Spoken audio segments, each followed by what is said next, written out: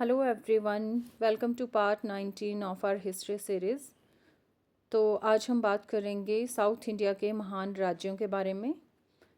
Today we will discuss about Chalukya, Pallava, Chola और पांड्या राजवंशों की, जिन्होंने दक्षिण भारत की एडमिनिस्ट्रेशन, आर्ट और आर्किटेक्चर को नई ऊंचाइयां दी। So let's begin this historical journey full of glory and culture.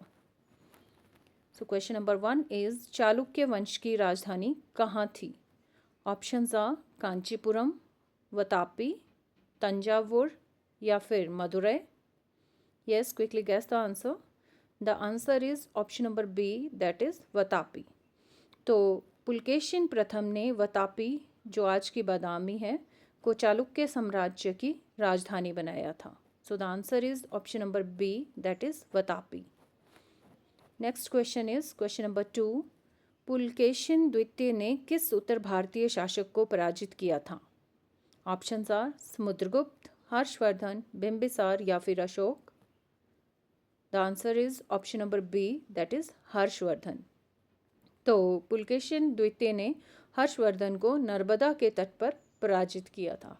That's why the answer is option number B, that is Harshvardhan.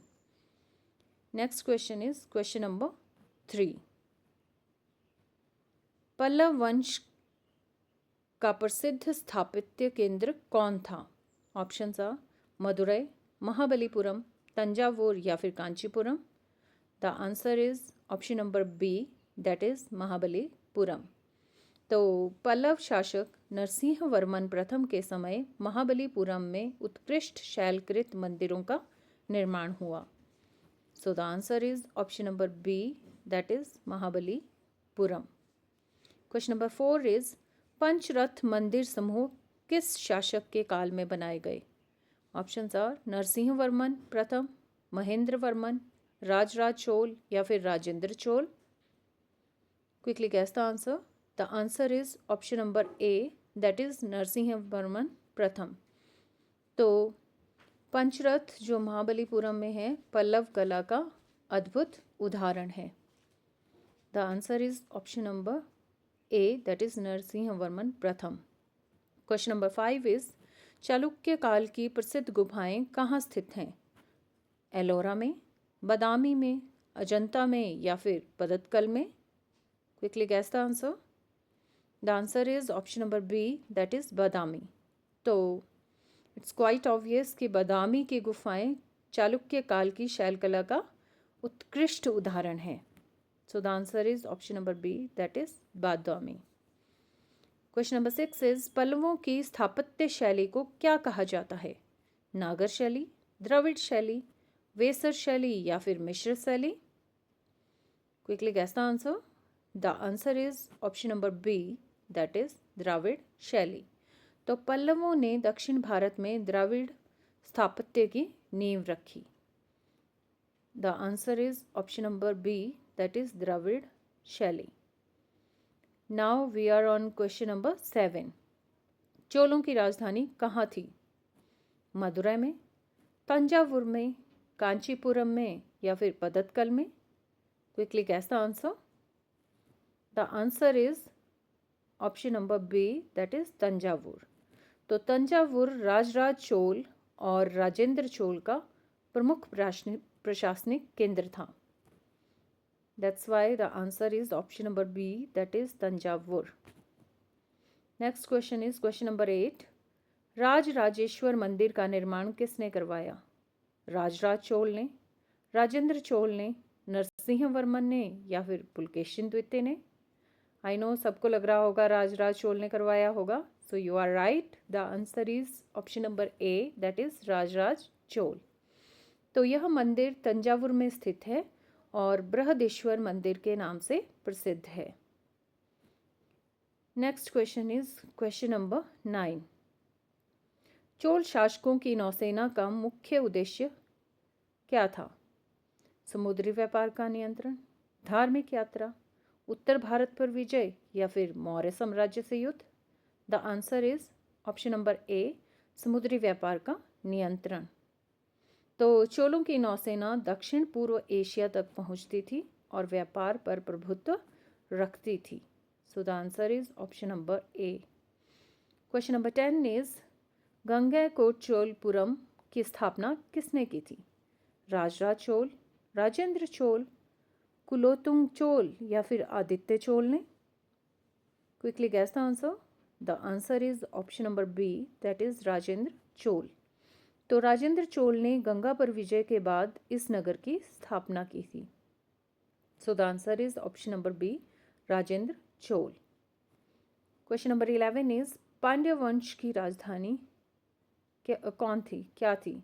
So Madurai, Kanchipuram, Orai या फिर Thanjavur? Quickly guess the answer. The answer is option number A, that is Madurai. तो पांड्य वंश का प्रमुख सांस्कृतिक और धार्मिक केंद्र मदुरै था, इसीलिए मदुरै पांड्य वंश की राजधानी थी. क्वेश्चन नंबर 12 इज संगम साहित्य किस वंश से संबंधित है? पल्लव, चोल, पांड्य या फिर Chalukya? I know everybody knows the answer of this question. The answer is option number C, Pandya.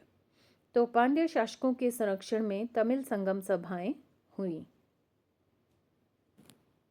Question number 13 is Chalukya स्थापत्य की मिश्रित शैली को क्या कहा गया है? द्राविड़, नागर, वेसव या फिर मिश्र? Quickly guess the answer. The answer is yes, you option number C, that is Vesara. तो वेसर शैली में नागर और द्रविड़ दोनों तत्व मिलते हैं. That's why the answer is option number C, that is Vesara. Now we are on question number 14. Kanchipuram का काव्य नरेश किसे कहा गया है? महेंद्र वर्मन प्रथम को, नरसिंह वर्मन द्वितीय को, राजराज चोल को या फिर पुलकेशिन द्वितीय को? Quickly guess the answer. The answer is option number A, that is Mahendra Varman प्रथम. तो महेंद्र वर्मन प्रथम एक विद्वान और कलाकार शासक थे, इसीलिए उन्हें कांचीपुरम का काव्य नरेश कहा गया है. क्वेश्चन नंबर 15 इज चालुक्यकालीन प्रसिद्ध चित्रकला स्थल कौन सा था? बदामी, अजंता, पदत्कल या फिर Mahabalipuram? Yes, you can guess the answer. The answer is option number A, that is बादामी. तो बादामी की गुफाओं में चालुक्य काल की भित्ति चित्रकला के अवशेष मिलते हैं. That's why the answer is option number A, that is Badami. Question number 16 is Pallava काल में उपयोग की जाने वाली प्रमुख भाषा कौन सी थी? संस्कृत, तमिल, प्राकृत या फिर तेलुगु? आई नो सबको लग रहा होगा संस्कृत होगी, but the answer is option number B, that is Tamil.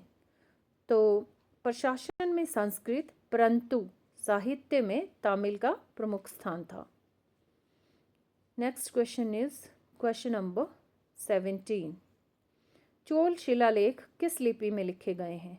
Brahmi, ग्रंथ लिपि, नागरी या फिर खरोष्ठी?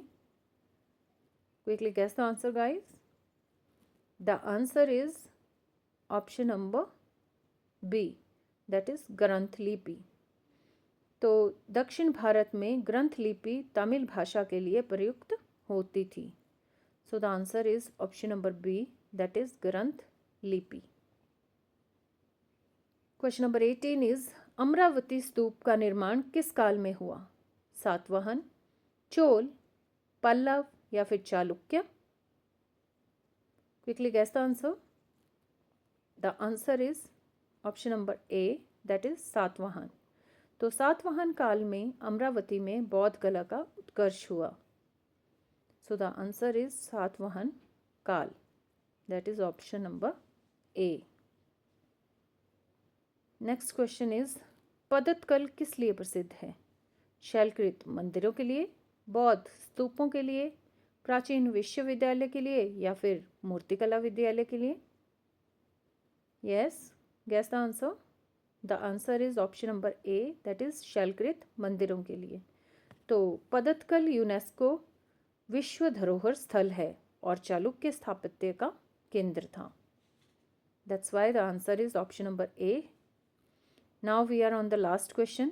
चोल प्रशासन में उर का अर्थ क्या था? सैनिक दल, ग्राम सभा, कर विभाग या फिर व्यापारी संघ? The answer is option number B, that is ग्राम सभा. तो चोलों ने स्थानीय स्वशासन की मजबूत प्रणाली विकसित की थी जिसमें उर ग्राम स्तर की सभा थी. So the answer is option number B, that is Gram Sabha. So thank you guys for listening to me. Please like my video, subscribe my channel and share this video with your friends.